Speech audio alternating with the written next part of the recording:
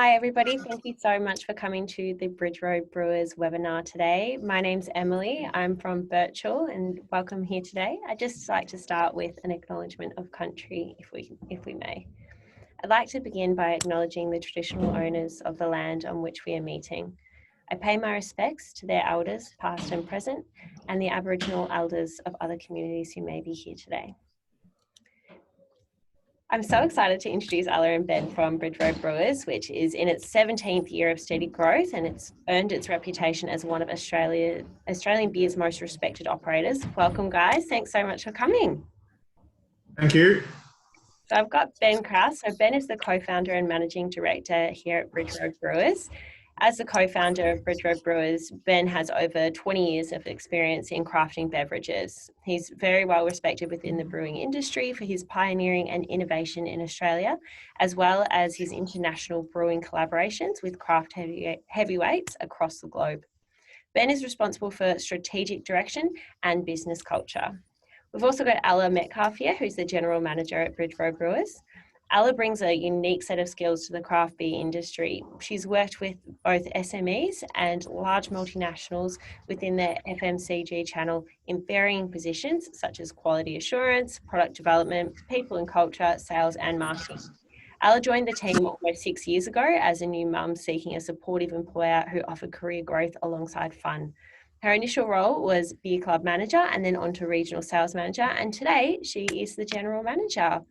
Thank you so much for joining us today, along with all of our fantastic audience. If anybody has any questions, it would be fantastic if you could pop them in the Q&A box and we'll answer those. I'm just going to hand over to Ben and Ella. If you guys would like to give us a great introduction about Bridgerow Brewers, how you've come to be where you are today and why you're looking to do a raise. Thanks, Emily. I'm doing most of the talking today. Welcome to everyone. Apologies for any noises in the background. Our offices and meeting room is directly above the brew house, just behind the window behind us, so that we are brewing today. The brewers just finished having soup for lunch because it's snowing here today. We've got a big pot of soup on.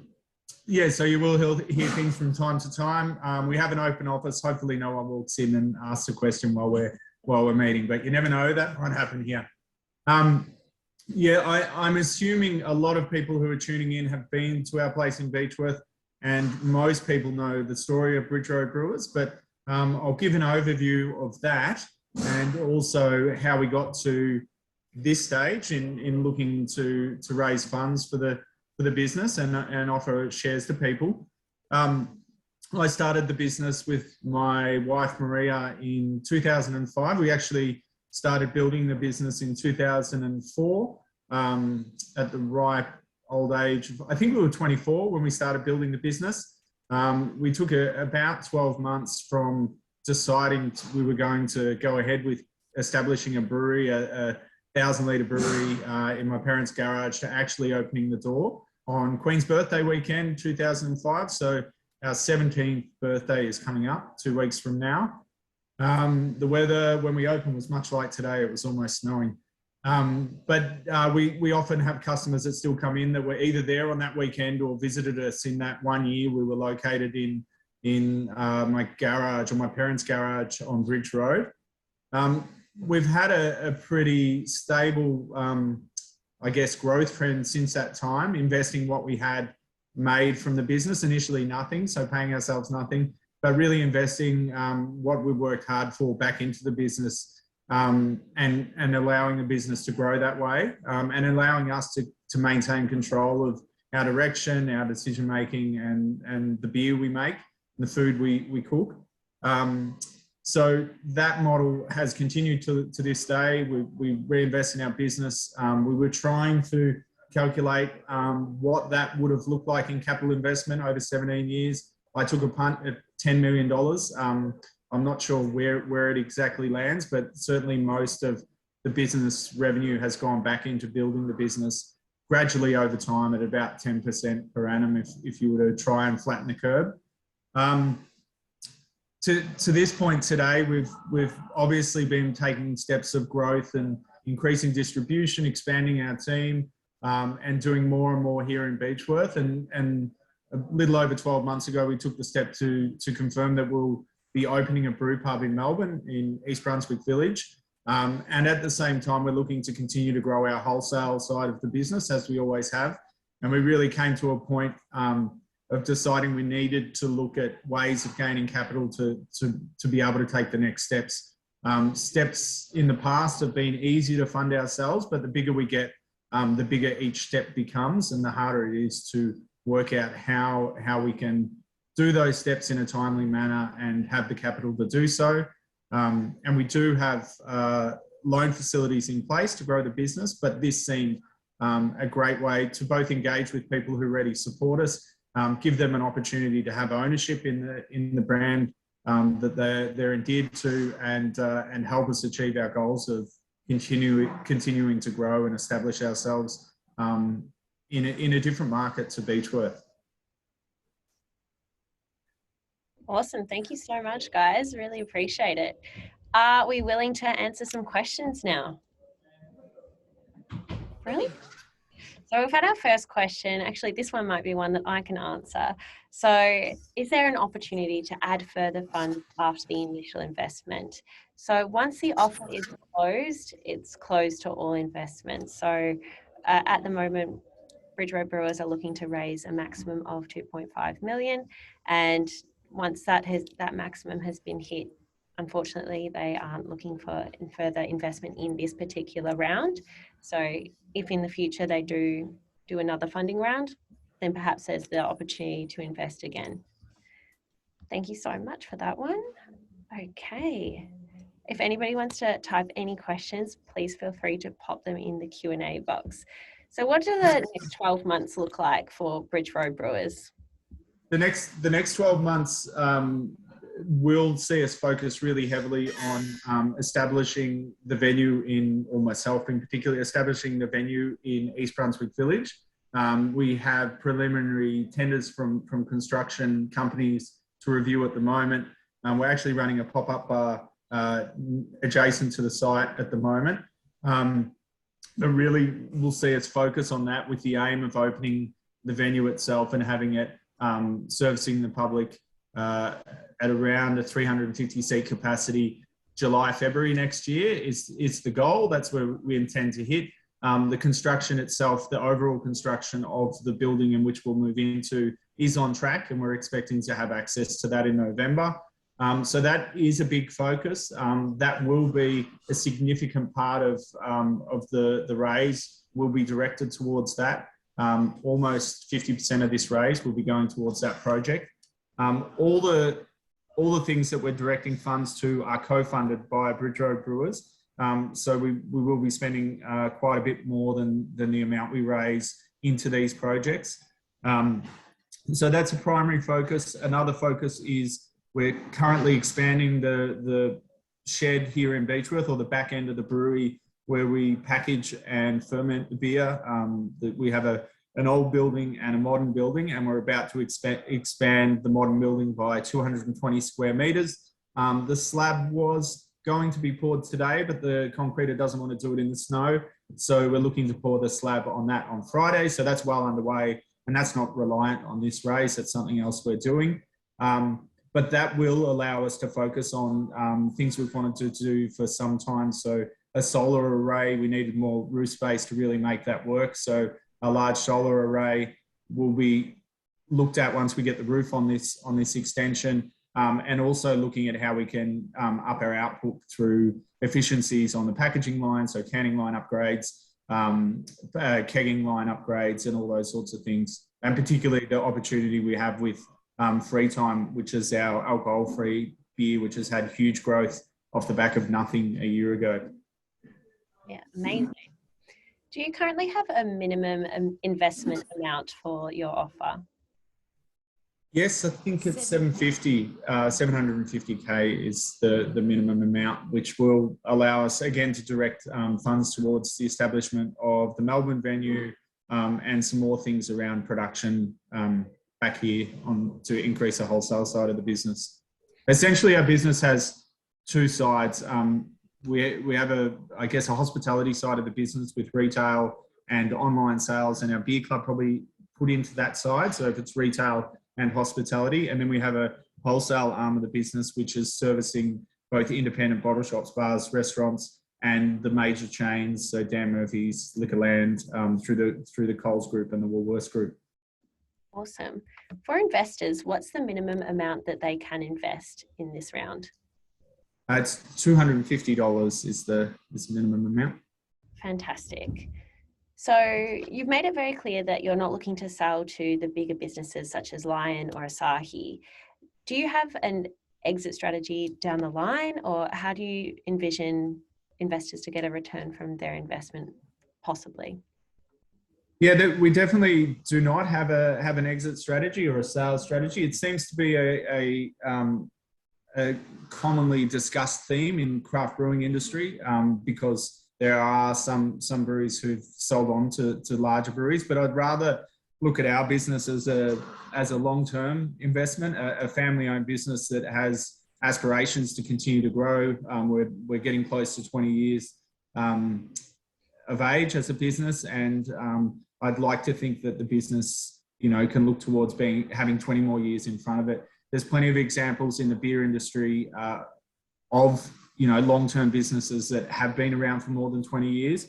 And if we look at industries like the wine industry, there's some really strong models of family-owned wineries that have maintained their independence and grown and continue to find ways to make themselves relevant in the market and be strong businesses on their own without having to be forced into the position of falling into those two major multinationals that control the beer market in Australia.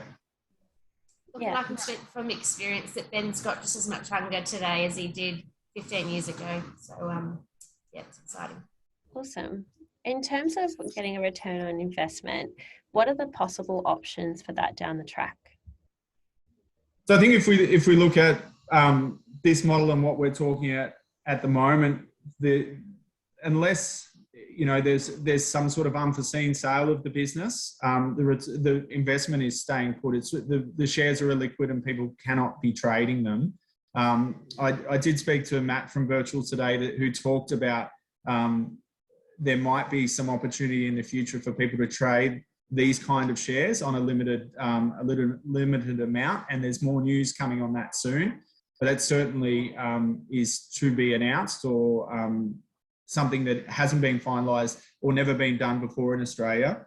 I would say that the way that we would hope to be able to give people a return in the shorter term would be some dividends at some point.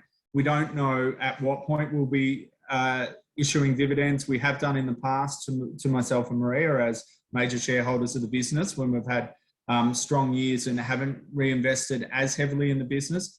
Generally speaking, we take a lot of our profits and reinvest them back into growing the business further, increasing, wholesale production side of things, or just upgrading things that, that we have built on a budget in the past.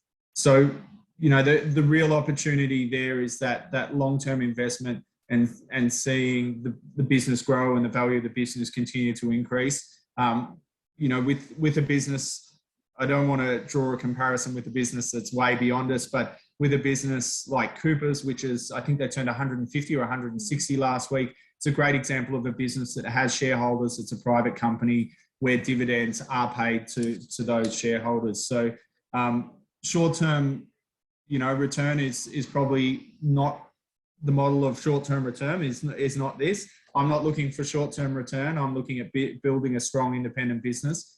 So it's definitely a long-term gain. Yeah, fantastic. Thank you guys so much. As the company is quite successful to date and has had such a steady level of growth, why are you looking to raise funds and have outside investment into the company rather than fund this on your own? I think that what I was getting at before is those steps have been achievable in the past. So if we have needed a piece of equipment, it has been something that we could fund over a couple of years ourselves. But now that we're at a larger scale, those steps of cost, for example, if I use a canning line as a really good example, we have a really strong canning line that we invested in probably a year and a half ago, 2 years ago, to get us to up to around, I'm going to say 90, it's supposed to be 100 cans a minute, but 90 cans a minute. And I invested about $100,000 in that canning line. The next step from here to the next scale is $1 million for the same canning line. And that's not including the feed in and feed out size. So these steps from here on in are bigger and harder to achieve. So $100,000, not easy to find, but there are ways of finding it. But then if you take the next step, being such a big one, whilst we're investing in EBV at the same time, which we're funding ourselves, there's just some hurdles and some steps that we aren't able to do in a timely manner on our own. Yeah, fantastic. So I understand that your plans are majority to build this new brew pub. Are there any other further plans, or is, as well as what you've just mentioned in terms of the canning, or is that what this raise is just about, the canning and the brew pub? The raise is about, as I mentioned, a big proportion is earmarked to go towards the new venue. We see that as the venue really drives more than one thing. So we see a huge opportunity for a profitable hospitality business. So revenue growth, an increase in profitability. We know that our hospitality side of the business provides a bigger margin as well. And it also works to advocate for the brand, the wider brand, the wholesale brand in a highly populated metro area. So it's also a marketing arm of the business that will drive wholesale sales on the back of it. So that's why we see that as a priority. If we drive wholesale sales, we will see continued growth or accelerated growth, in my view. So we are putting money towards those upgrades here. So finding ways to upgrade the canning line, streamline our packaging systems.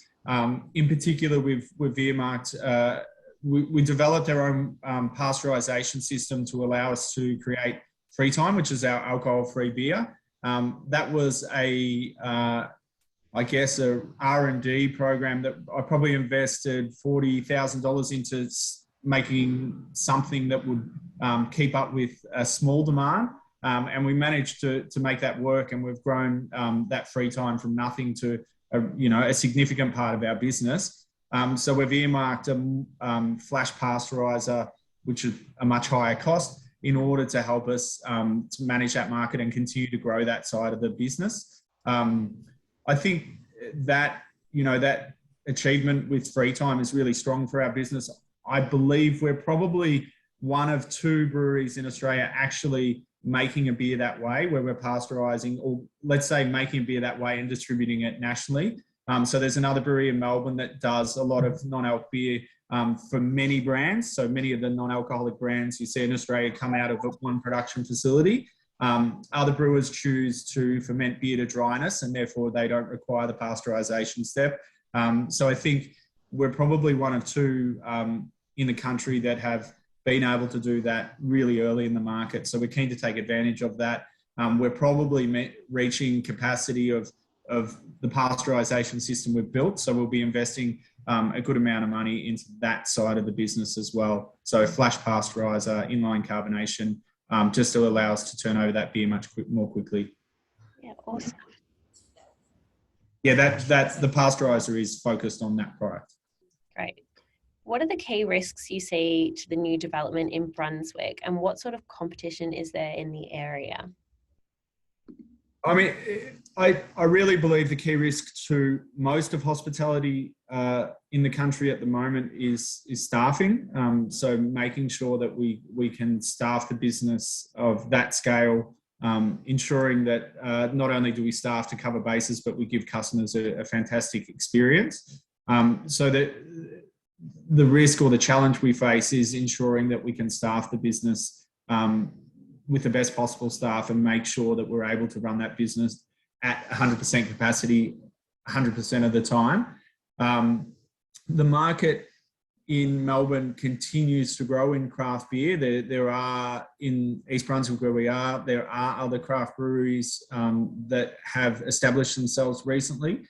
All of them seem to be, from the outside, very successful and what we've seen from the market in Sydney, as an example, is the higher the concentration of brewers in one area, the more successful they seem to become. So Marrickville is probably the best example, and the inner west of Sydney, the Marrickville, Newtown, in and around there, where there's a high number of breweries per capita, it seems to become a draw card for the rest of Sydney. So when you're visiting breweries, you go to there. So you're not only relying on the local population anymore, you're relying on the greater Sydney population.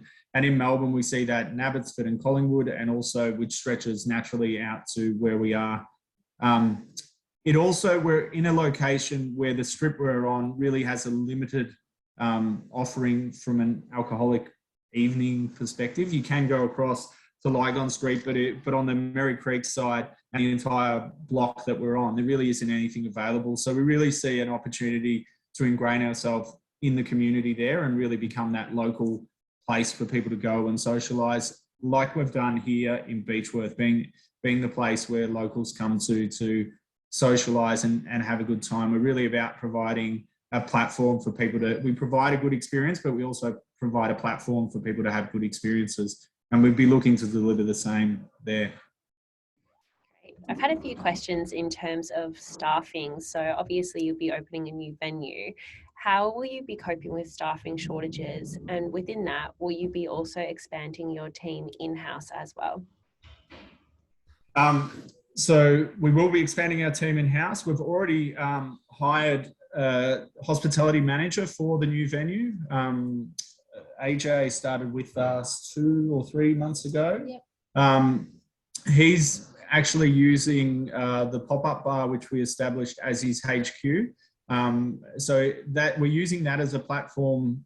What have we got now? Let's say we've got 8 months up our sleeves to start beginning to recruit. So initially about having staff to run the pop-up bar, but using that as a training ground as well to train our staff up that are going to come through and work for us at EBV. So we will be, ramping that up as we get towards the end of the year. Obviously, we can't go and hire a full hospitality team while we wait for the build to take place. But as things fall into place and construction becomes more of a reality, we will start hiring ahead of obviously having to open, as is naturally the case. We focus really heavily here on our culture and, selling our business as a great place to work and engaging with our team. That's the side of the business that, we think we can really perform well in when it comes to being a competitive employer in Melbourne. So making sure that we're able to offer better than average engagement, better than average reward to our employees, really give them a place that they value working at, and make sure we back that up. So not only say we're going to do it, we need to make sure that we really do back that up, and we have a place where people want to work and want to be a part of. Fantastic. And what was the second part? There was another part of that. That we already have hired and what our strategies will be around that. We've also begun engaging just on challenges we have, and there's no secrets that there's challenges for hospitality staff here regionally. Maria has been working with connections back in Austria, where she is from, and we're looking at opportunities, testing the model here in Beechworth of bringing over some really well qualified people in the hospitality industry to come in and bolster up the workforce, particularly here in Beechworth. And it may be the same case in Melbourne if we see the same trend. I don't see a short-term bounce back in the availability of staff until we see migration and the workforce grow again.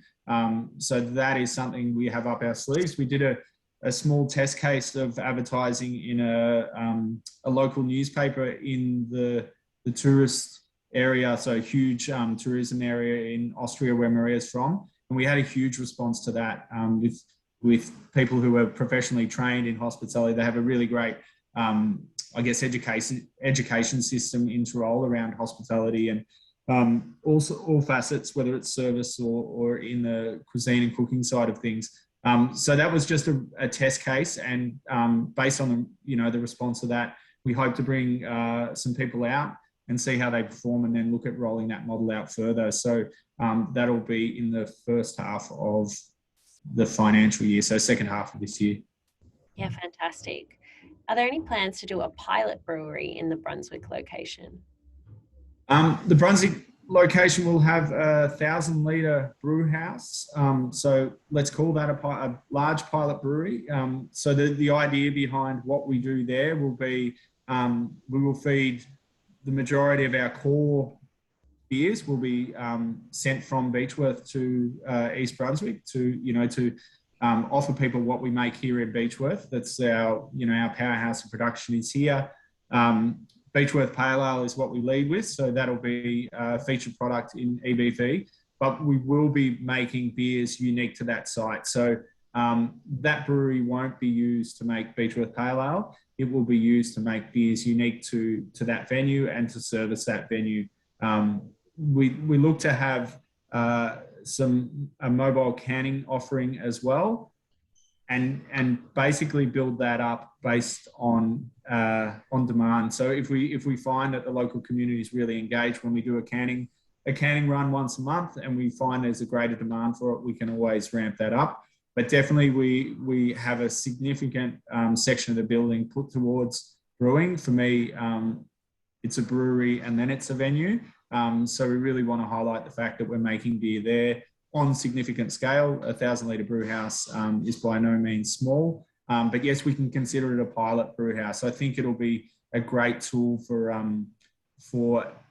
us at HQ as well, allowing us to try different styles or play with recipes and bring learnings back to Beechworth. Yeah, fantastic. Have you been able to secure construction and builders, as at the moment there is a bit of a construction shortage? Has that been an issue for you, and do you expect that it might change the budget that's required to build the brew pub? No, we haven't had an issue. Word on the street from we have a professional team who've designed the brew pub and have been managing the tender process. Because we're so far out, and they feel like there's been a bit of a dip in the market at the moment. We've had really high interest. It seems our project is of interest as well to builders. People, have seen the designs and really want to be able to build that and add that to through their list of achievements. So we've had really strong interest. We've had 4 really well-regarded commercial builders put in really extensive submissions, and that's what we're working through at the moment. Yes, it is costing more than we had hoped for, because everything is, but the availability and the interest from builders is there. So they're available, they're interested. They've mapped out timelines of how that process would take place. And because handover would be in November, we're well positioned to sign off on the builder in the next few months and have everything ready to go. Great, that's perfect. So I've had quite a few people raise the same question. What percentage of the business does 2.5 million represent?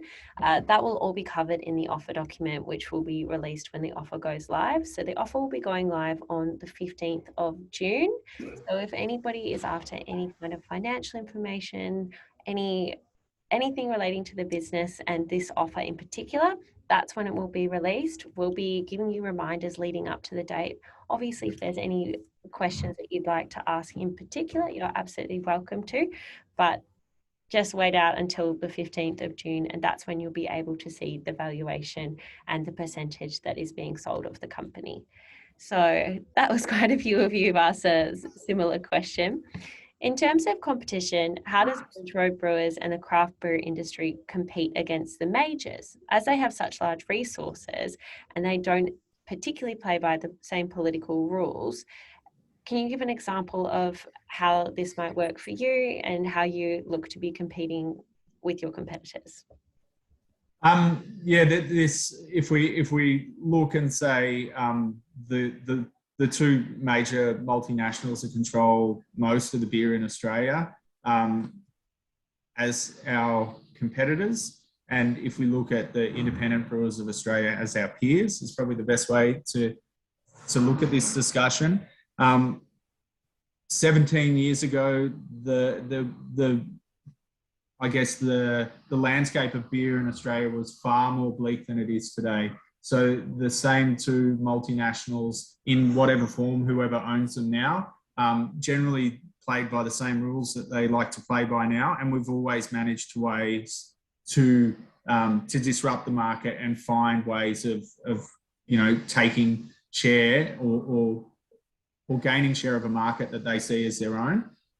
So those challenges change from time to time, but they always remain the same. So that challenge was probably even more in the past. 17 years ago, consumers weren't informed about the diversity of beer and the offering. Generally speaking, people didn't know about craft beer.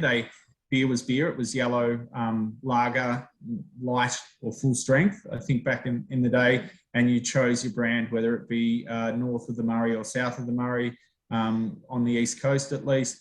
And we saw those challenges right from the get-go. At the moment, we have a market that's far more open to diverse beer offerings. We've seen a reaction from the multinationals to go out and acquire those brands that are performing the strongest in order to try and maintain some sort of control of the market. Our biggest challenge has been in the past and continues to be tap contracts. I see that as a real issue for the independent brewing industry. And it was something that I think we really saw craft brewers break down. So that is that pubs in Australia generally had, let's say, 80% of their taps signed over to one of the majors. And that left one or two taps for the rest of the brewers in the country to fight for, whether they be a major brewery, a large family-owned brewery like Cooper's, a large craft brewery that is now owned by a major like Stone & Wood, or Bridge Road in Beechworth, all vying for those taps. We saw consumers, I guess, ask at the pub for the local beer or for something else. And what we saw as a reaction to that, publicans were saying to the large multinationals, we don't want to renew our contract when it ends in 2 years' time because our consumers want more choice. And we saw a lot of contracts fall to the wayside as a result. And I think that's what's driven the uptake of these other brewers from the majors. They're able now to go back to those pubs and clubs and say, hey, sign this contract. We now own all these craft brands, so you can have diversity on offering.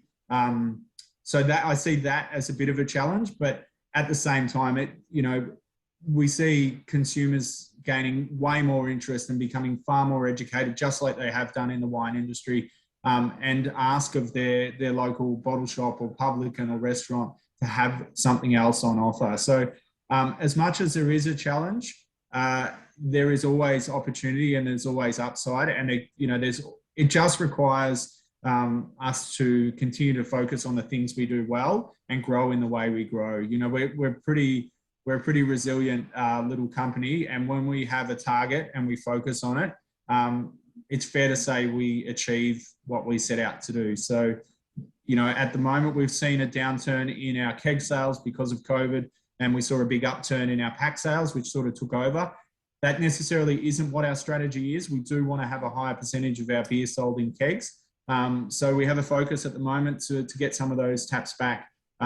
Challenges are there aren't as many venues open at sometimes, or venues aren't open as often because of staff shortages. So we have to look to ways to manage those situations as well. Fantastic. Do you have a maximum amount that any individual can invest in this round? I think that, I'm not sure if there's a rule around a maximum that anyone can invest. Emily, is there a rule? We've set a minimum. Every company is different, and so for them, they can allocate what their maximum investment per individual is. So we'll absolutely be releasing that when the offer goes live. That will be within the offer, so you can find that out closer to the date. Perfect. So how do you plan on communicating with your investors going forward and into the future? Yeah, this is an interesting one.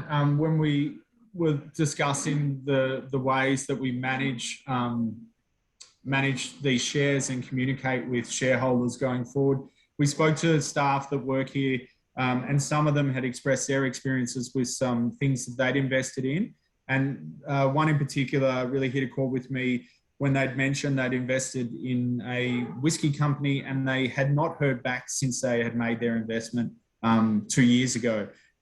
So we've actually put aside a percentage of the raise to go towards a position, not a full-time position, but really towards a resource to make sure we are accountable and engaged and keeping people informed and up to date, and really not forgetting that, you know, we're spending their money on this project and they are part owners of this business. So it's really, really a high priority for us to make sure we're doing well, make sure people feel like they're part of the journey and understand what we're doing, and get an insight into, sometimes it can seem a bit of a drag working here, but I think for most people looking from the outside in, we're doing exciting things every day of the week. Yesterday, we bottled our 17th birthday beer, our B2 Bomber Mac 12. I know people listening, if they didn't know that, would be pretty excited.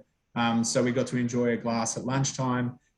Short-lived excitement because we're on to doing something else. We've got to pour a slab for the extension the next day. So really being engaged and sharing what we're doing with our investors is a high priority. Along with, we have a beer club, the Posse, along with bringing them along on the journey. I'm sure we have a lot of Posse members who've been advocates for our brand for a huge amount of time, looking to invest as well. Yeah, there's a few familiar faces on there. Yeah, great to see. Fantastic. If there's a change in directorship, strategy, or philosophy within the company, do investors have the opportunity to speak to you about these? Is there a platform that they can voice their opinions or raise any concerns?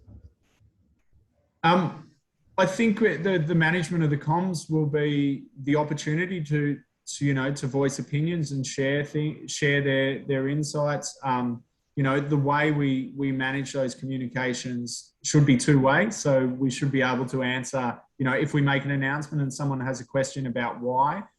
We'd also, if we have some decisions that need to be made and we want to test, how we think whether they're sound decisions or not, I think it'd be great if we could rely on investors to help us make those decisions, to share their insights, to tell us where they'd like to see their money spent, and not just be blind to the people who put their money up for this. So I think the more interaction we can get, the more. We did talk about, what's the limit on purchasing. The more diversity we have in shareholders, the better we are situated as a business to be able to, gauge what the market is looking at.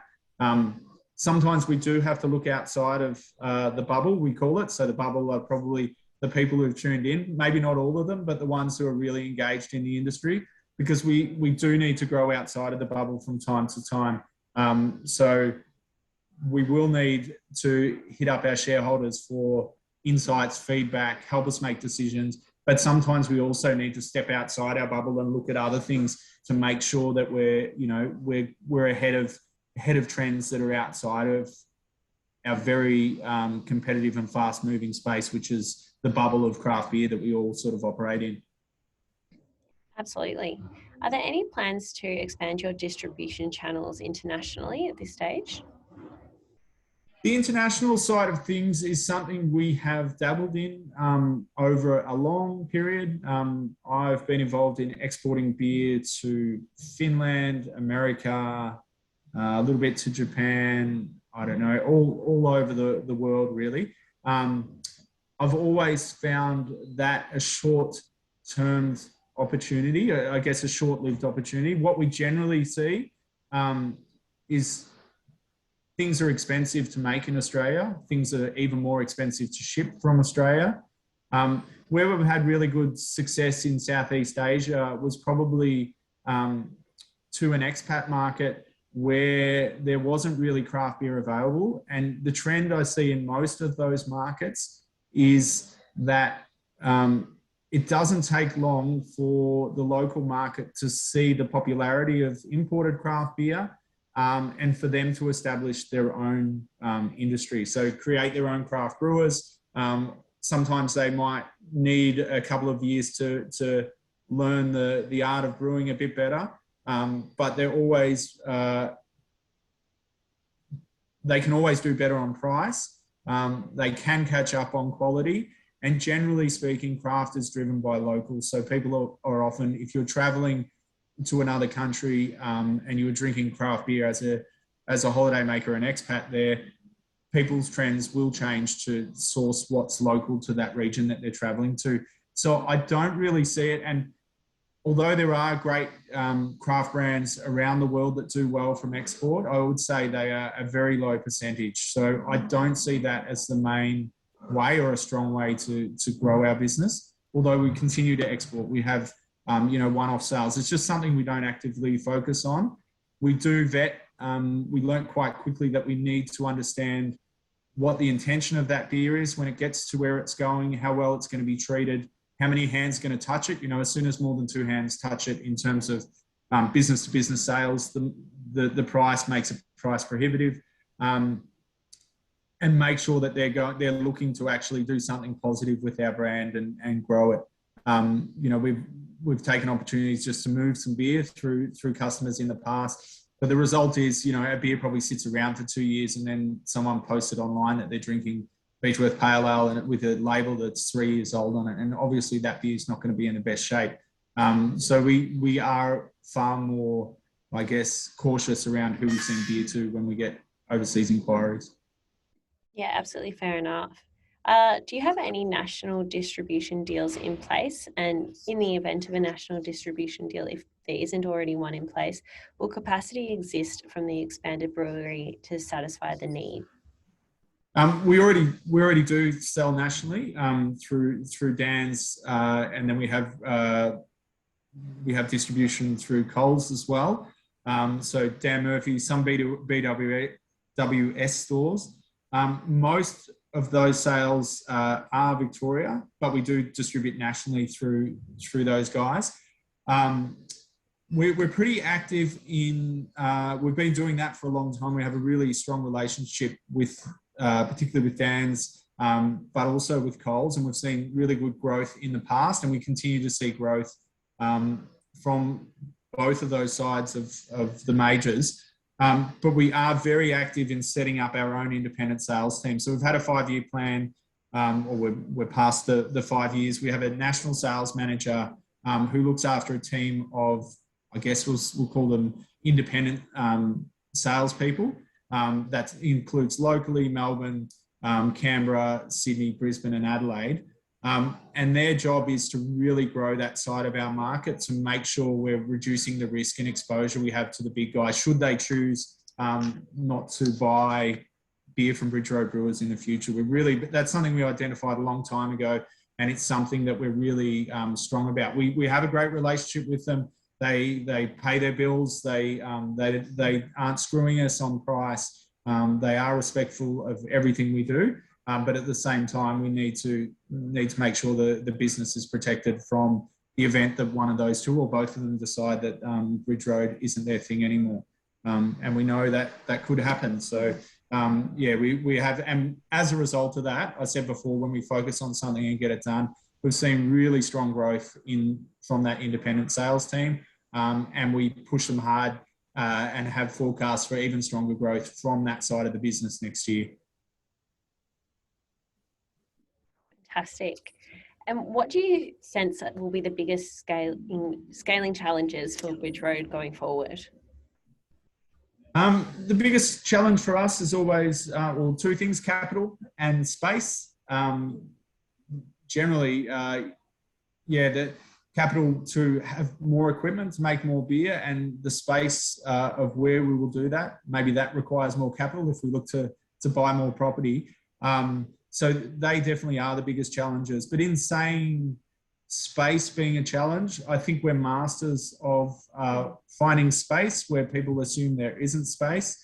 And we know that we can always get more out of the site we're on and look at the way we do things to get more efficiencies out of what we do.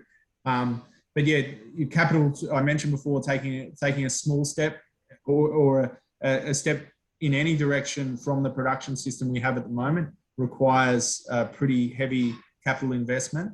And then a large step from here would have us looking at how we can do it in terms of space.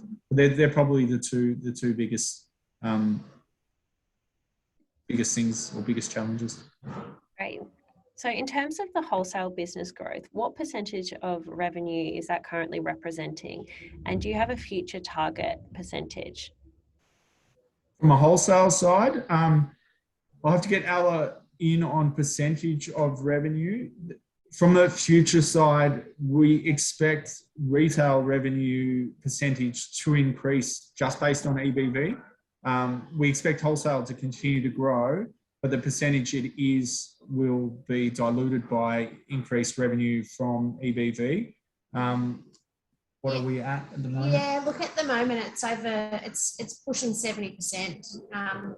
Those guys are doing really strong. Our independent market alone is up 27% from last year. And to Ben's point, we have got a high target for those guys, but they're more than capable. There's, it's really, for us, has always been important to have both sides of the revenue stream. I think I identified really early on that no matter what we do in Beechworth and how many seats we have, and we do our best to deliver on customers' expectation and have them purchase as much as they can here, we're always bound by the number of people visiting Beechworth. That's always going to be limited. And then when we get maximum number of people visiting Beechworth, we have a maximum number of seats in the venue, and we can service so many of those people at a time. It became evident to me quite early on that the wholesale side of the business is where there's opportunity for scale. We have access to a national market. We can, find ways to increase production on that side. So future, I mentioned before, it will be initially diluted by EBV, which should drive strong revenue growth from a hospitality and retail side of the things. But then, going forward and looking to expand, unless we make a decision to do more and more retail or hospitality outlets, that wholesale of the business will be the driver for growth. Once we reach maximum in those venues, once we reach maximum, we always find a way to grow. So there, we have a very busy hospitality venue here, but every year we set a target for growth. It's not, some years it's 10%, other years we have COVID, so we can bounce back with a strong growth target, but it's usually above 5% growth based on the same number of seats. So, but the wholesale side has much stronger growth targets. We do have a diverse income stream, so events as well for us. So Bridge Road might be a brewery, and yes, we have wholesale sales, but we do have a large revenue stream that comes from events that we hold here, which is good, and our online sales as well. So very much so, we saw an increase in our online presence during the COVID lockdown, and we've actually seen that continue and increase. So we're not just hamstrung by that, the restaurant or wholesale. We've got events and online as well. Amazing. So there's a few questions in terms of the current production volume and what your target is. In terms of the production capacity, you mentioned that the canning line and the 90 cans per minute, how does that handle current product demand in the market? And at what point does a different investment need to be required to supply two venues and wholesale growth? So on the production front, if we talk about the canning line, it's been something I was lucky enough to go to the States recently and be a judge at the World Beer Cup, and I also went to Craft Brewers Conference there and got to speak to a lot of people, gathering quotes on increasing canning capacity. I also was speaking to other brewers and to some software developers around ensuring we're getting the most out of the production line we have here. So yeah, in terms of answering that question, we have capacity to do more with what we have at the moment, and we're running the canning line on one shift per day. We're certainly not looking to be a business that runs 24/7 from a production perspective. It kind of doesn't fit with the culture of our business, I guess is the best way to put that. But there's certainly scope to look to move the pack line to 12-hour day across 2 shifts. So a good example of that is when we've had to increase production capacity on the brewing front. We have a strong brewing team, and there's a morning shift and an afternoon shift, and we're able to pump out 10,000 litres of beer per day. There will be a time when demand hits a point where we need to be able to can 10,000 litres a day, and we know we can do that. We will just need to split those production teams and I guess grow from a human resource side, but get the most out of the equipment we have before we take that step, before that trigger's hit. So when we can see in the future that we're not going to be able to cover canning over 2 shifts, that will be the trigger to purchase that upgraded canning line. Canning line at the moment will take up to 12 months for production to be built. Like everything, it's a long road from when you place an order and put down a deposit to when you get it. It was already a long road, and pandemic world means it's a longer road. So we already know we have to get through. Our busiest time is probably September to January. November is peak beer in Australia. So we know that we have to get through at least the coming summer with the pack line we have. So we're working on ways of ensuring we're ready to go. And generally that's how we've worked, whether it's upping our human resource. We need to have someone on at the end of winter that they're up and running to speed through spring for when the peak beer season hits. Awesome. There's been quite a few questions around investor rewards. When the offer goes live, do you intend on doing tiered rewards for your investors? Yes, we do. I have a document somewhere that they are there. There's some pretty strong things in there. I think we want people to be identified as an investor. So there's some clothing that people will get that identifies them as an investor at the lowest tier. Also something to drink out of.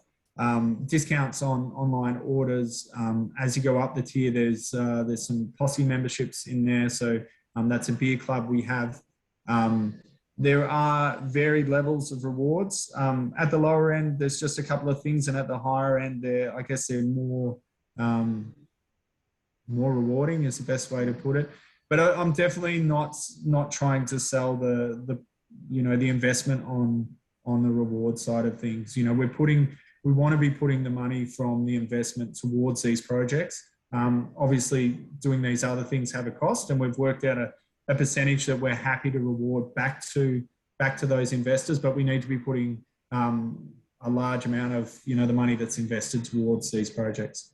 So yes, there are awards. They're pretty cool, but it would be cheaper just to buy the things rather than invest. Yeah, no worries. So there's a few questions in regards to selling shares and share liquidity, which I might be able to answer. So you should generally consider equity crowdfunding investment offers as at least a medium-term investment, which is 3 to 5 years or longer. So there's generally some restrictions on selling your shares within the first 12 months. Otherwise, there's not currently any organised market to sell your shares, such as the ASX, for example. So your opportunities to exit your investment could include the company getting acquired, or if it decides to list on an exchange, such as the Australian Stock Exchange. But one of the key potential benefits of investing at an early stage like this is that when a company does seek to list on the ASX, it will typically be at a higher valuation to previous rounds. So if you've invested before a company is listed, the value of your shares might be higher, sometimes considerably, when a company does end up listing. So additionally, when a company seeks to list on an exchange, it will often raise additional investment as part of the listing process, which you might have heard of. That would be called an initial public offering, or an IPO. And in most cases, a company's existing investors will have the opportunity to acquire more shares as part of this process. Down the line as well, Ben, as part of the team, might look to do a share buyback. These are the potential ways for you to see return on your investment. And these are very general comments, so there's no guarantee that these scenarios will eventuate. And in the future, we do believe that there will be secondary markets and other liquidity facilities to enable investors to sell their shares. So this is currently not something that is operating in Australia, but it is looking to go forward in the future. So keep an eye out for these things, as it definitely does look like these kinds of extra markets will come into the process. So I hope that all makes sense. If anybody's got any questions surrounding that, please feel free to type it in the Q&A box, because it can sound a little bit confusing, I do understand.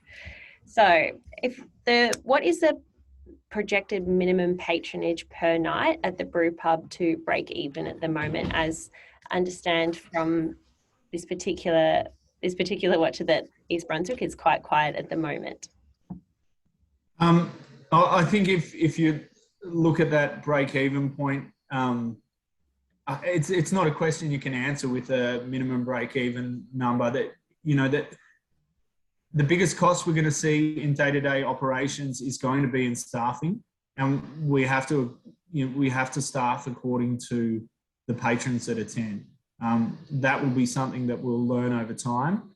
I'm investing a lot into this, and I'm very confident we will have a very busy venue, and we shouldn't be looking to be too concerned, myself personally, about that we can only have 2 staff on because we're only going to see 50 people through the door. So I don't think a model. Yeah, you can look at number of people, average spend per head, and have targets around that, and try to drive.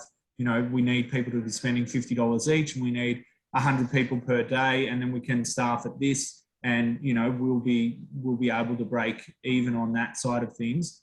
I just don't think that's the way to look at it, is to say, oh, we need to have X number of people to cover we modulate things here. A good example is, at the moment, we see a downturn because it's snowing outside and people can't sit outside, and we need to be, we look at things, believe it or not, like the weather forecast, and say, well, the weekend's going to be miserable, so we don't need to have 5 casuals on. And those are going to be the things that'll, mean the business is running successful or not.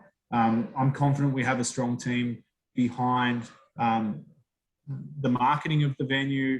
The look and the feel of the venue is amazing, and the beer we make will be great. I'm sure the hospitality offering is going to be really solid. We actually have a strategy day on Friday to sort of solidify exactly what our reason for being in that location is and how we're going to be successful.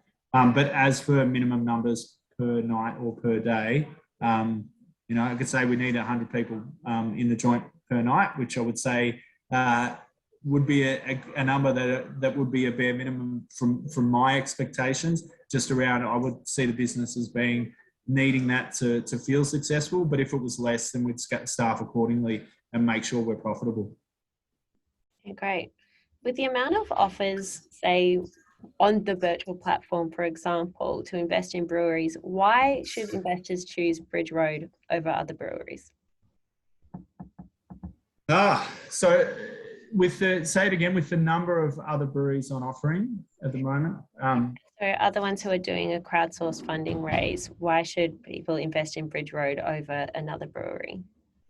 Well, I think, apart from, aligning with our culture and what we do, if that wasn't the thing that got you over the line, or you prefer our beer over someone else's, looking at the other breweries I've seen who have listed, I think there's one other that's available at the moment. If I was just looking from a financial standpoint, Bridge Road has the track record where our business model, compared to all the ones I've seen that have been available at least through this platform, we're over and above. We have trading history, we have proven growth, we have proven profitability. All those things. We're a resilient brewery that continues to grow in a market where new things are what's popular and we're old. We continue to punch above our weight in terms of market reach and media reach for a small regional brewery. Yeah, I think if Brand Bridge Road doesn't get you over the line when you see the financials and compare them with the other ones you might be thinking about, you'll be convinced when you see what we've done and what we continue to do. Awesome. How would you compare your new venue for space to, say, Moondog World or the Stomping Ground Brewery? I have to admit that I haven't made it into Moondog World. I missed an appointment there on Friday just gone.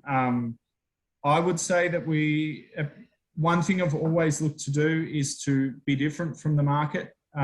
So Bridgerow Brewers in Beechworth and a hospitality offering with a brew pub and great food and great beer existed probably a decade before both of those. And I guess I'd like to say that we were really strong in leading the way, particularly on the East Coast, of showing what a brew pub can offer in terms of having a proper kitchen, having a space that fits families, young people, old people, really covering that diverse offering. And I'd like to think we were influential, at least in the Stomping Ground model, and the great guys there and what they've done. Obviously, they had great learnings as well from their experience at the local tap house in Melbourne and in Sydney as well. So we are taking a different design look. We're not trying to look like Bridgerow Brewers, Beechworth, insert fake old timber here or reclaim this there. We're doing a really fresh look for Bridgerow Brewers East Brunswick to make it, something that fits into the community and feels like something that can stand on its own 2 feet.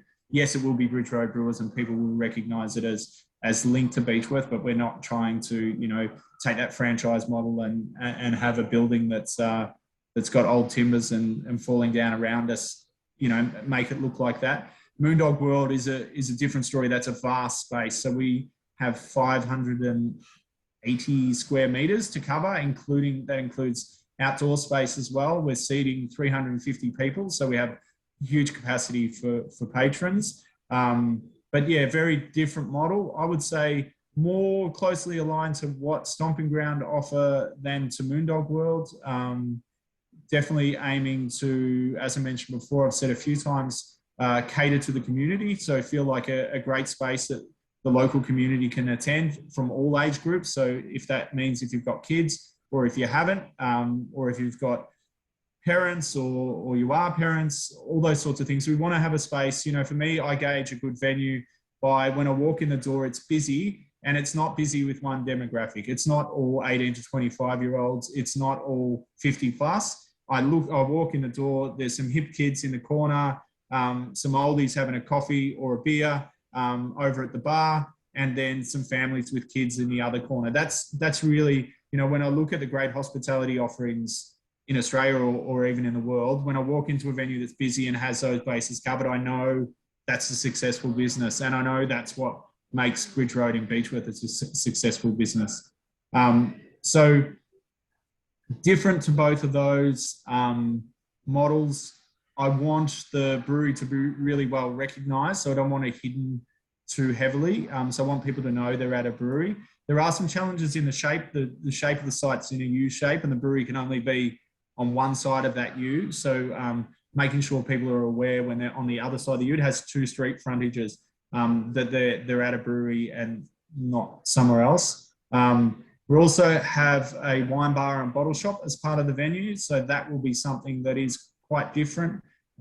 We have a different way of running a bar on that side. So there's no service counter. The bar and the taps, if anyone's been to our cardboard bar, you'll notice there's no service counter. So you just walk in and you can grab a seat, speak to the team there, but there is no counter or bar to stand at. So one side of the business will have that wine bar tasting room without a service bar. So we're really trying to shake up the way, like I said before, do things differently. So give a different way of doing service. And then the other side of the business, or the other side of the U, has a traditional bar, 30 beer taps, more of a beer hall, so more of a social gathering place for larger groups. And I imagine the the vocal acoustics will be louder in that part of the business, and the brewery will be on that side as well. So its own thing. Like I said, I feel like Bridgerow Brewers has led the way. I'm not going to say I invented it. I was inspired by Little Creatures in Fremantle when I worked in the wine industry in 03, 04 in WA. And shortly after that, I started our model. So, I kind of see our business as a melding of what I saw there and the wine industry locally, what the wine industry was doing for their customers when they came through the door. And not looking to emulate anyone's model, looking to create something that's unique to Bridgerow. And we'll be happy to share those renders when investors come on board and keep them updated, as Ben said, regularly with what's happening, the look, the feel. I might be able to share a render if I can get it open while someone else is talking. I'll see if I can find a render to share with you guys. Great. In the future, if demand was outsourcing the supply, would you consider getting your beer brewed externally, or would you not consider that at this stage? No, we wouldn't consider that. Good to know. So to expand on that, Bridgerow's, I'm really proud of the fact that Bridgerow Brewers has been able to do what they do, do what we do, I should say, and how we do it. From our hometown in Beechworth, and really export. I believe you can taste the passion of a beverage, and I would worry that outsourcing could easily see that passion be lost.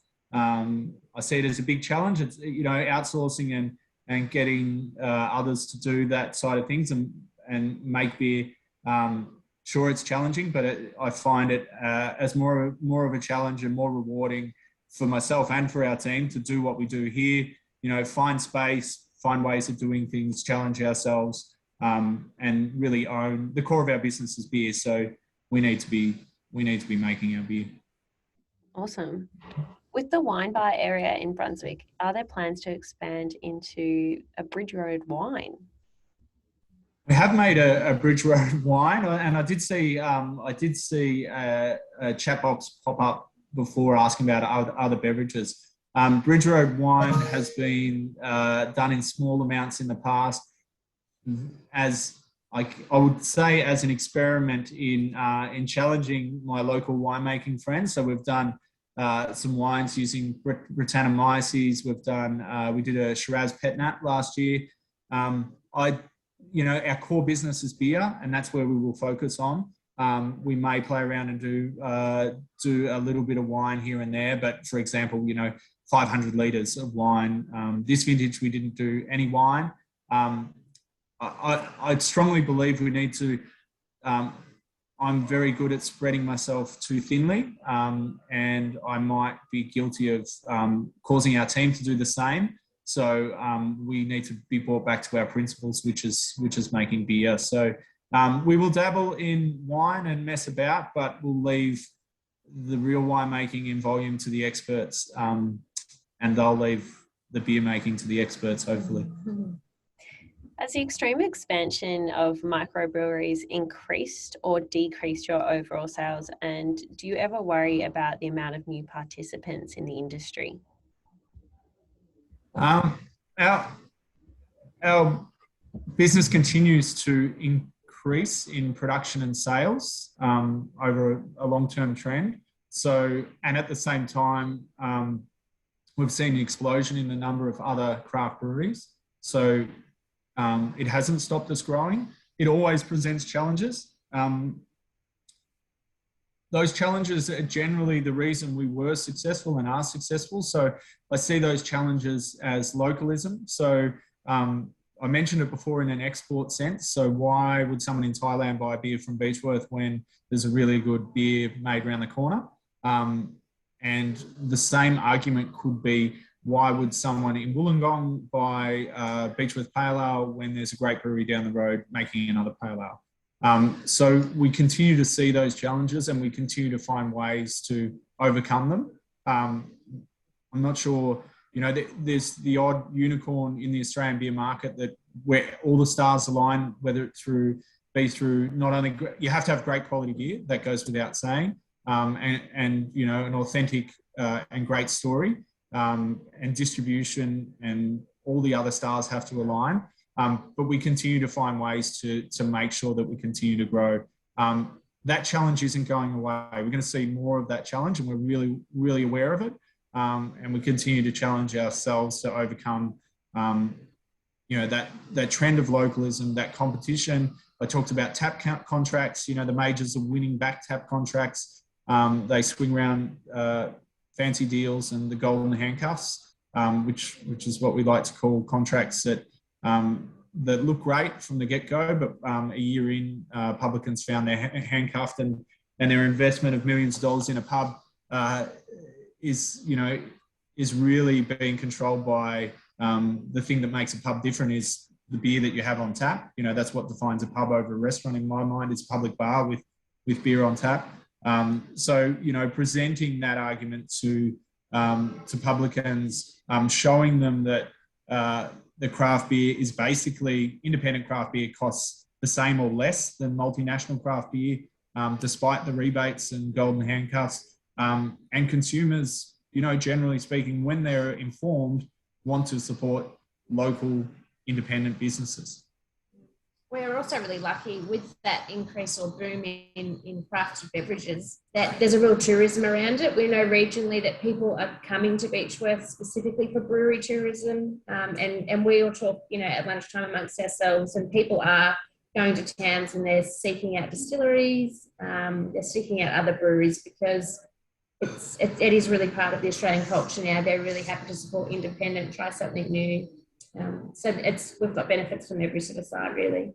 So the biggest thing I see as well, I think I mentioned when we first started, people hadn't been exposed to craft beer, and the proliferation of craft breweries, particularly in tourism destinations, has seen people, you know, out of their weekly regime, looking to experiment, are far more likely to try a different beer compared to the one that they've been drinking for 5 or 10 or 20 years. So there's been a net benefit to all brewers through the proliferation of more craft brewers. They drive their own momentum, I guess. Yeah, fantastic.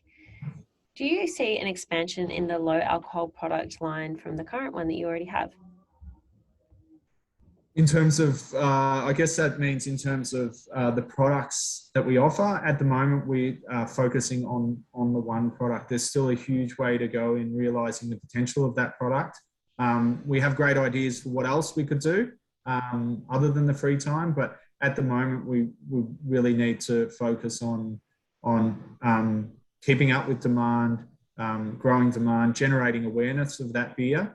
And there are things in place in my head, at least, around what else we could do in that space. But at the moment, it's a real focus on taking the advantage of being one of the first to market in a market of, you know, over 600 craft breweries. Yeah, unbelievable. Speaking of craft breweries, is there an opportunity for you to collaborate with other Brunswick breweries while you're there? Yeah, definitely. I think if we're going to really be a part of the community in East Brunswick, then and we've you know, been invited already by co-conspirators to come and say g'day and do things with them there. We really need to, you know, we work together really strongly with the High Country Brewery Trail Brewers in driving visitation and awareness. We're just releasing a beer on Monday called Rule 47, which we've done a number of times as a collaborative project between the High Country Brewers of the Brewery Trail. I know that working together with other brewers in our local area, collaborating, being at events with them, inviting them to participate at things we do will only, they shouldn't be looked at as competition. They should be looked at as allies in growing awareness in the market. So definitely. Awesome. So carbon capture technology was mentioned in your profile. What sustainability measures is Bridgerow implementing? In this program, so that carbon capture technology is new to Australia as of the second half of this year. So the idea behind that is to capture, when we're fermenting beer, we're producing CO2, bubbles in beer, but blowing off a lot of CO2. there's a company in the States that have made small and affordable carbon capture systems. So basically we capture the CO2 from fermentation. It's returned, it's purified and put into liquid form. And then we can use that in processes here at the brewery, where otherwise, like all brewers in Australia, we are buying CO2 in a liquid form that comes from other industries and is put into a bulk tank via a truck. So we see that as, I guess, being a leader in that field, because we'll be the first or one of the first in Australia to adopt that technology. We've got things in place ready to hit go on it, and August is supposed to be the date for that company coming to Australia and installing. They're going to try to a few breweries in one round, in one visit. It was something I spoke to the company about during COVID, but obviously they couldn't travel, and they don't have anyone in the ground in Australia to deliver it. So it's definitely something they come and do. You know, always just looking at what we do and how we do it in being more efficient, reducing waste, encouraging people to drink beer on tap. I think that as a brewery, that's one of the strongest arguments we have, is to drink beer when you can, drink beer on tap. You know, the stainless steel keg, we still have kegs that I purchased in 2004 that we still use, put Beechworth Pale in them, send them around the country, and they turn back up and we refill them. That's far better than recycling a bottle or an aluminium can. That reuse of that container is really important. If not from an environmental standpoint as well, we're looking always to improve our efficiencies. Even though hops and malts are grown in the countryside, we're at a competitive disadvantage from a freight perspective from where we are, be that the impact of freight or the cost of freight. So always looking to be as efficient as we can on inputs and raw materials and packaging, you know, is key to business, but also being aware of the impact we have on the environment with waste as well is important. So, you know, I look forward to, I mentioned before, we're extending the shed here, being able to put a solar array on the brewery here, makes sense environmentally, and it also does financially as well. That'll be a great step for us. We know others have got, other craft breweries have got solar arrays on their businesses. We'll go as big as we can. I think if we use all our roof space, we can get to 96 kilowatts. We're only allowed to get to 100 anyway, so we'll go as close as we can to 100 on that front. Awesome. So, Ben, do you and Maria make all of the decisions, or is there a committee and board? And do you envision that you would add more directors for the company? The model we have here we have, I guess, an advisory board, which is made up of Ella and the management team. I'm going to say 6 or 7 years ago, we employed, Donald was 6 years, was he? A CEO to come on board at the business after doing some, I guess, some consultancy at looking at how we could structure the business to allow Maria and myself and the kids to spend a year in Austria, for the kids to spend time at school there, Maria to reconnect with her family, which you know, I took her away from many years ago. And we really had to look at leveraging ourselves out of all the day-to-day operational decision-making and responsibility. So at that point, we restructured the business with the CEO and assigned roles and responsibilities across the board for, you know, from the hospitality side through production, account managing, a sales team, all those things.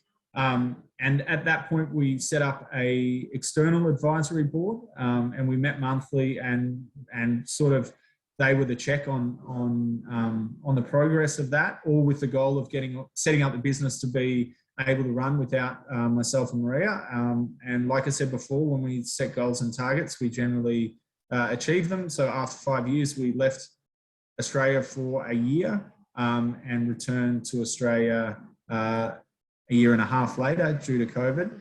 And at that time, or before we left, we decided to move away from external decision makers to really empower our managers and have them helping us on strategy. So I guess I wouldn't call them a board of directors, but we have a strategic team which is made up of the managers of all departments of the business. So Ella, myself, our head of marketing, our head of hospitality here, head of sales, head brewer, and logistics and accounting. Basically, we meet bi-monthly, I would say, make sure we're hitting targets, talk about strategic challenges. Sometimes we get a little bit too operational. And I guess I'm steering most of the decision making, but we're checking in with everyone as we make those decisions. And that team has a lot of strength. Some of those employees have been with Ben almost since the beginning and have worked their way up. Others have been here 5, 6, 7 years. So they're not a young team by any means. Awesome. How will you measure the impact on things like brand recognition and any other metrics that should be positively impacted through your new venue? Essentially, sales will be the main metric. We have plenty of tools in place to measure the impact of our marketing campaign, our website visitation. We have a really strong person who's working behind the scenes and delivers reports on what our impact is. And since employing a real focus on that side of things, we've seen ability not only to measure data, but to control it or influence it. So, we can look at engagement, we can look at demand, our sales team will feed back to us. I envisage that once we're established in that part of Melbourne, we should see the opportunity for more tap points. And our sales team will feed that back to us. They'll say, hey, I've had this customer who's been on and off for 5 years. Now that everyone's had your beer in East Brunswick, they want us on permanently. We'll see those things and we'll know if that impact is positive or negative. We believe it will be positive on wholesale sales. We should see an uptick. We know the key drivers of macro trends are around localism. So we should see an uptick in wholesale sales to venues in Melbourne, particularly. I'm sure if you drew a circle around where our location will be, the sales will be stronger as you move closer to the venue. So that'll be independent bottle stores, chain stores. We'll see more awareness. And we know we get that when we do exciting things. So when we've done the cardboard bar or, won awards or done something innovative, we usually see an uptick in sales. And that will be essentially that will be it. Well, some will be it. Do you see any opportunities to grow by acquiring other businesses or brands? Definitely something that isn't on the radar at the moment. I don't think our business is at that stage. I was looking this morning just for examples of wineries that are family owned, just to, in case people ask. As I mentioned, people tend to be focused on exit strategy in craft beer, and I'd like to change people's mindset. And I looked up the Casella winery, and they had their history in there, and showed from the well, no, it showed. I just looked from the start, from when the first migrants came and how they built up the business and how small it was from the start. And it wasn't until the 2000s, when Yellowtail was booming, that they started looking at acquiring other brands. And they had some milestones in there of purchasing, I'll try to think, someone in Coonawarra and someone else in the Barossa, and looking at that acquisition. I'm assuming that happened because they wanted to continue to grow their business and the market, and they probably were reaching peak with Yellowtail and some of their other products. So I don't see that as a growth strategy at the market, because we've still got so much more of the market to explore with the beer that we have and the products that we already make. And we should be investing our money in those things that we know have strong growth potential and are proven at the moment. Yeah, that's fair enough. So in terms of your vision for the Brunswick pub, what size will that be relative to the pub that you already have? It's in terms of, was it in terms of capacity or? This hasn't been specified, so it's just Okay. size.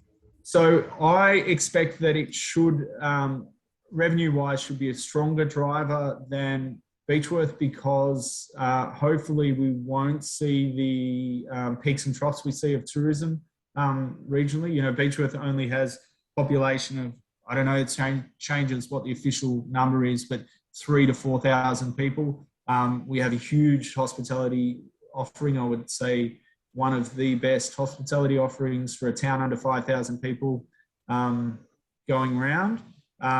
The problem is when tourism takes a downturn or tourism isn't allowed, there is no local population to support that. So I hope we see less fluctuation in the Melbourne venue. And as a result, I expect that we will see higher revenue and higher returns there than here.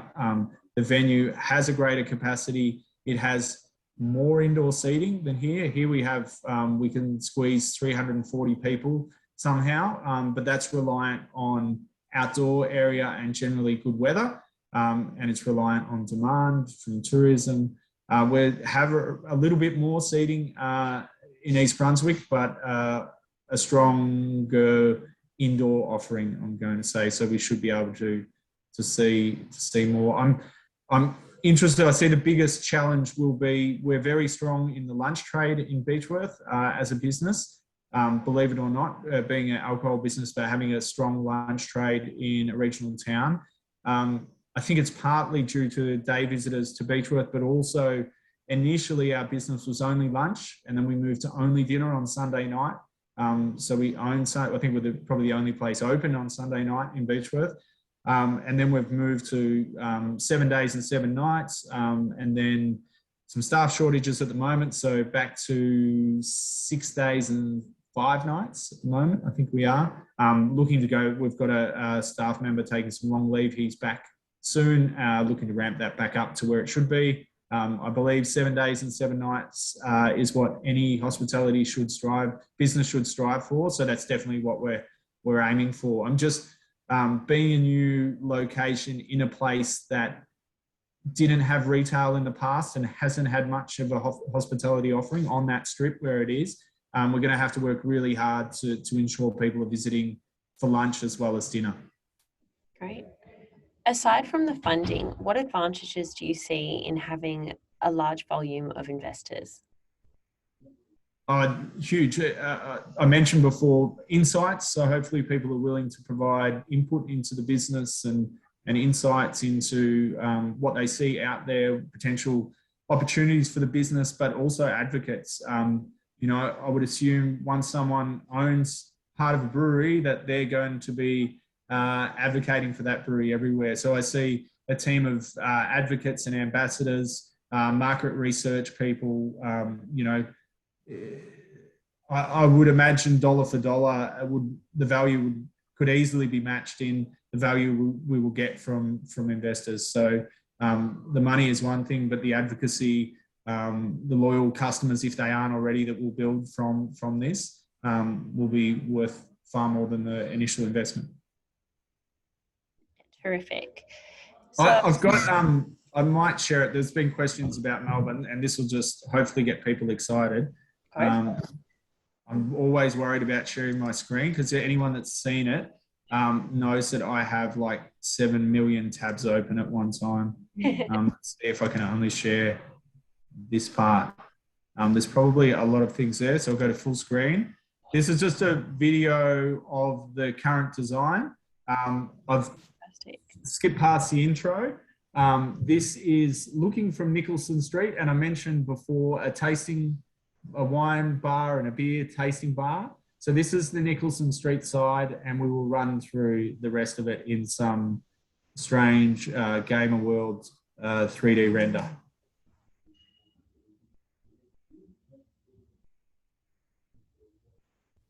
So you can see it looks through to what's called Bluestone Way, which was up those stairs and through to the other side.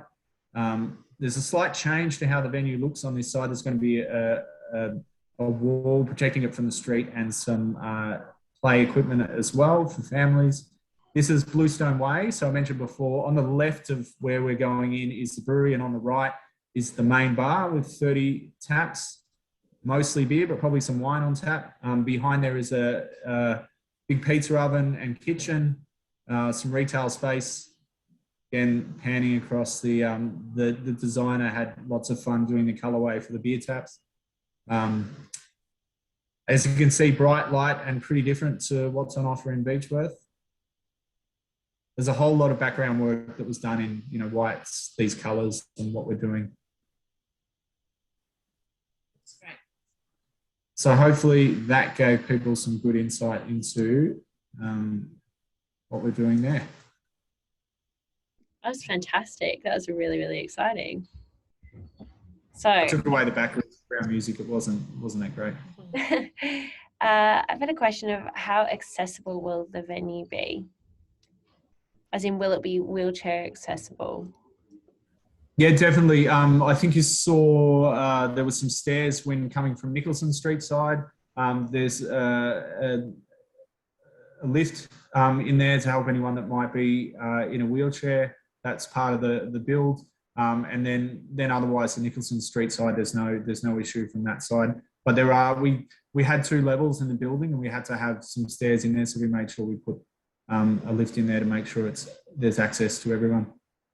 Fantastic. So you've talked about bringing in staff from overseas, which I'm sure would really assist in the staff shortages that you're currently experiencing.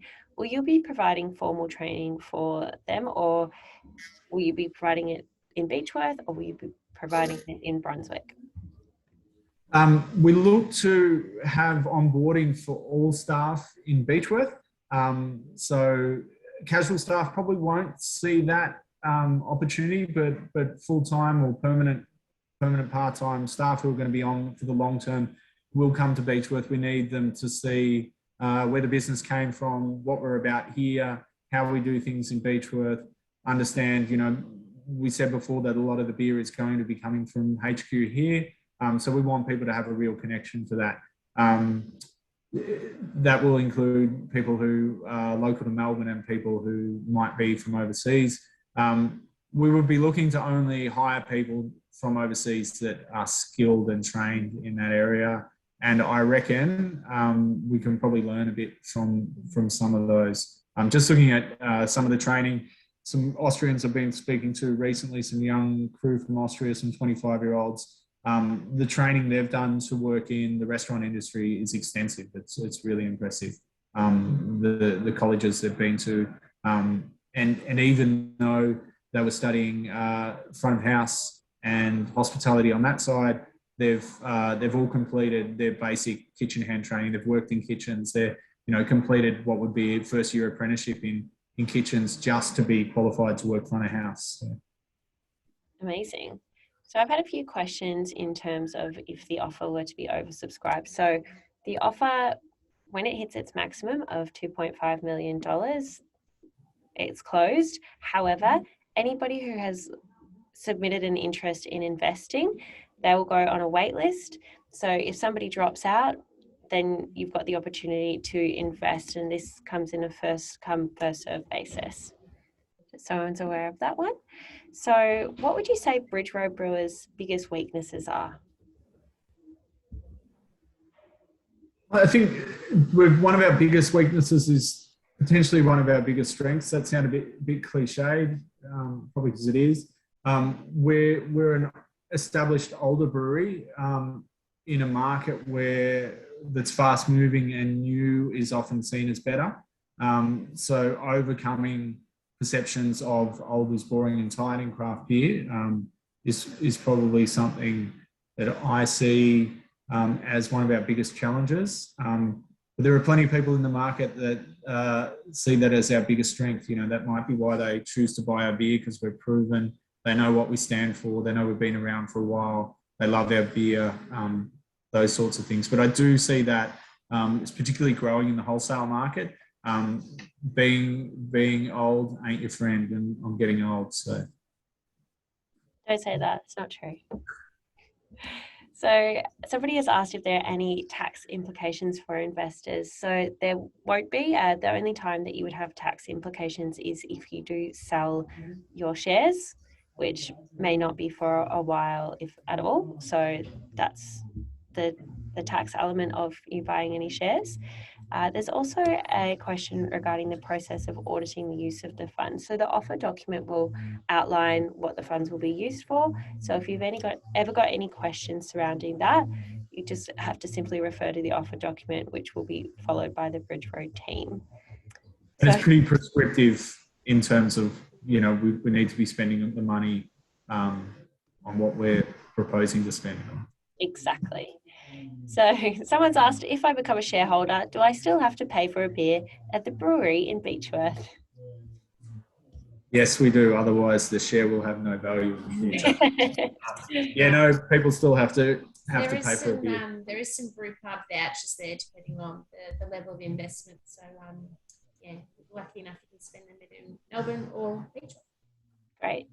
And what has the response been so far? How many people have expressed interest? 3,900 this morning when I looked. 1,300, you mean? 1,300. Oh, sorry, yes. Yeah. Yeah, fantastic. And we've still got... So lots. We've been overwhelmed by how many people. Even, I'm not sure how many people did tune in, but almost over 300 people were putting their hand up to tune into this webinar. So it's amazing that many people care enough to tune in and are looking to invest with us. Yeah, it's been a fantastic response, I've got to be honest. So can you briefly just recap the proposed timeline for this capital raise and the new build opening? Oh, you're the expert. So the timeline for the raise is it will open on the 15th of June and it will run for 2 weeks before it closes, unless we sell out our offering on day one, and which will close when we reach our target. The aimed opening of the brew pub will be early next year. We're on track to receive access to the building end of October, start of November is when we should be able to fit it out. Timeline that I looked at this morning was from one proposal from a builder who scaled everything out on a Gantt chart, had us in there 2 months after we have access to the site. So based on that, that puts us in there for the start of 2023. So that's the timeline for things. We're already well and truly invested in the site, and we're going forward with it regardless. It might not be anywhere as near as pretty if we don't get investment, but there will be something there. Yeah, so it's all happening, and we're all in to make it happen. Awesome. I've got a question about when people will be expected to pay. So the offer will open up just to the expression of interest list initially. So if you've expressed interest, you'll get first chance to buy shares in Bridgerow Brewery on the 15th. And if you do invest during the private offer period, you get the benefit of delayed payment. So you don't have to pay until the offer has closed. So that being said, if the offer does close within the private period, you will be required to pay for your shares within that period. However, if it takes longer, you won't be expected to pay until the offer closes out. So I've got a question. Can private investors invest more than $50,000? The site says a limit of 10. So I'm going to give everybody a crash course on retail investors versus wholesale investors. So a retail investor is anybody, you and me, and we can invest up to $10,000. If you'd like to invest more than that, you do need to get a wholesale investor certificate. There's more information about this on our website, but essentially that's a certificate that you will need to get from an accountant. So I've got another question. What is the damage if the timeline for the build takes longer? The damage for the build in terms of from a rental perspective is we don't pay rent until we start trading. So we have really good rental terms. We actually have a discounted rental structure, which sees us paying a very small portion of the final rent price in the first year and a sliding scale over the following years. The damage will be paying the staff that we've hired ahead of opening, and repaying any of the further, as we said, we're co-funding this, repaying that other investment through other means. We're in a pretty strong cash position, but we're going to be pushing ourselves really hard for this point. So I will be working as hard as I can to avoid that situation, and we'll be speaking to builders about how everyone can be accountable for delays rather than just old mate here in this room having to cop it all, and the investors as well. So from a rental perspective, the risk is none. Lost revenue, lost opportunity is as long as it takes to open. Paying those wages for staff who aren't able to generate income through sales is probably the biggest risk. We have a really long lead time. Like I said, we're ready to sign off on a builder within the next few weeks. That means we've got months and months to have all the things we need in place. Kitchen consultant, we've got quotes from those. I've got brew kit ready for production, just waiting to hit go on that. In fact, I have to tell them to delay construction because I don't want to receive it too soon. There are risks, but I don't. They're not going to, in my mind, they're not going to cause a major disruption to the business. Just a bit of pain for a short amount of time. Yeah, it's new revenue. It's not lost. So when we look at our budget and forecasting, it's on a scaled scenario, which we review on a monthly basis. We should be receiving all the cash from peak beer, which happens in November at around that time. So depleted bank balances, generally speaking, look really. Bank balances are often depleted around that peak production as we lay out cash for raw materials and stock and conduct those sales. But as those invoices are paid, particularly after December. So we have huge trading through our hospitality venue in December, and then we see all our wholesale receipts coming in through January and February. So, it's a good time to I guess, deal with any delays if there are them from a cash perspective. Great. How many full-time employees do you currently have in the operation, and is there a risk to the business if any key staff leave? And we have 35 full-time equivalent at the moment. Overall, though, when you include sort of casuals and a few other permanents, it's over 60 across the two sites. Key personnel, we're pretty lucky. When we do advertise or need to recruit for key roles, we actually get a significant amount of potential candidates. It really is only on that hospitality side that we have to be quite strategic with our recruitment. If Ben decides he doesn't want to come to work one day, I guess that would be a worry. But to his point, Ben drives that strategy and that culture. A lot of the innovation, the day-to-day is run by the management team. Great. So, yeah. So I've had a question about the offer document being issued on the 15th and the opening date to apply for shares. So they're the same date when the offer launches. That's when you'll get the offer document, and that's when you'll be able to apply for shares as well. How long is the lease currently on the East Brunswick site? 10 by 10 is the lease. Which that's normal for any hospitality lease. Great. And another question about the investment amounts for the incentives. So that will be released on the 15th, so it won't be released prior to that. In terms of getting wholesale investor certificates, we'll send you through some information in a little link. So Ben has that link, and if not, I'll send it to Ben so that all of you can get some information on how you can get your wholesale investor certificates if you need one. So have you got any thoughts on a cold IPA? We've actually made a cold IPA. It's need 5.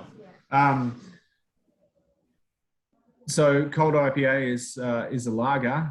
So we will be doing more in the lager space. No doubt we will do another cold IPA at some point. I don't see it as having a position in our core beer range at the moment, but yeah, there's too many beers and not enough brew days in the week. But we will always do, you know, I think beers like those fringe styles, so cold IPAs will be, you know, the East Brunswick venue will be a great opportunity to not mess around, because we don't mess around when we make beer, but to play around with doing more beers of those styles. Learn if we absolutely smash something out of the park, consider bringing it into full-scale production back here in Beechworth.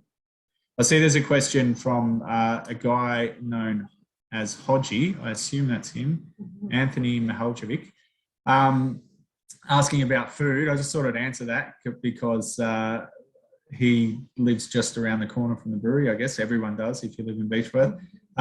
We will lead with pizza. Pizza and brewery seems normal. I'm fairly certain we were the first on the East Coast to be doing pizza and brewery. As I said, inspired by another great pizza and brewery offering, which was Little Creatures in Fremantle. So we'll definitely have pizza. It's what we do. It's what we're known for. Some people were disappointed we don't do fried food here in Beechworth, and we probably won't be doing fried food in Melbourne. I would say modern, contemporary Australian, I'm not going to say pub food, cafe, restaurant food. There's a couple of iconic Australian venues that I know of that have really inspiring, engaged. You know, everyone talks about using local and seasonal, but obviously there's a reason for that. So local and seasonal, paying homage to what we can get from Northeast Victoria, but also respecting what Melbourne already has to offer and being able to be competitive with, you know, I see Melbourne as having the best cafe culture on the planet. I haven't been everywhere on the planet, but I've been to a lot of places that have good hospitality, and I am yet to find anyone on any place in the world on a broad scale. So that's every second place you go to that has a quality of offering from a coffee, brunch, lunch perspective than Melbourne does. I might have started an argument, but don't worry, I've spent plenty of time in Italy, so don't start me on the Italian argument. Will the new shares in the business have equal rights to the current shares? For example, equal rights to future dividends? Yeah, when dividends issued, they are issued equally across all shareholders because they're only ordinary shares. So I hope that answers that question. Fantastic. I think we've come to the end of our questions at this stage. So is there anything else you guys would like to cover off before we finish off the webinar for today? Obviously, everybody's welcome to jump on the virtual platform and ask Ben any questions as well after this is completed. I think from my perspective, there have been some questions online that I have either, so to the invest@bridgerowbrewers.com.au for further questions that I've answered or said I should answer them in this webinar. So those people whose questions haven't been answered, hit me up there. I will be looking to reach out to, we have some investors that are looking to put in some pretty solid levels of investment. So I will look to, I just wanted to get through this first, and I'll look to reach out to those people to find out if they're still keen on investing after listening to this today. Yeah, that's probably about it. Make sure you're drinking a Bridgerow Brewers beer tonight. Anything else I can add? That's absolutely fair enough. I personally love Bridgerow Brewers beer. So if you go around the corner from our work, in fact, we've got the pub and it's got the big Bridge Road umbrellas. Ah, cool. Where's that? Or which pub? We're in Cremorne, so the Cherry Tree Hotel. Yeah, cool. Yeah. The Cherry Tree, what a place. They've been a huge supporter of Bridge Road. I used to deliver beer myself in the Holden Rodeo that we still have, which is an Isuzu, but badged Holden Rodeo. I used to park illegally on that little nature strip, which is now seating, and deliver the kegs to the cellar that way. So I have fond memories of going there, and those guys have managed to weather the pandemic storm and continue to find their own quirky way of building a business. So Yeah, really yeah, great pub. Well, thank you so much for coming online today. Really appreciate it. This will all be recorded, so we'll be circulating the recording of this after. And if you've got any questions at all, just reach out. And if you haven't expressed interest in Bridgerow Brewers, jump on the Birchal website and you can express your interest so that you'll be the first to know when we launch our offer, and you can be the first to buy some shares. Cool. Thanks so much. Thanks so much, everybody.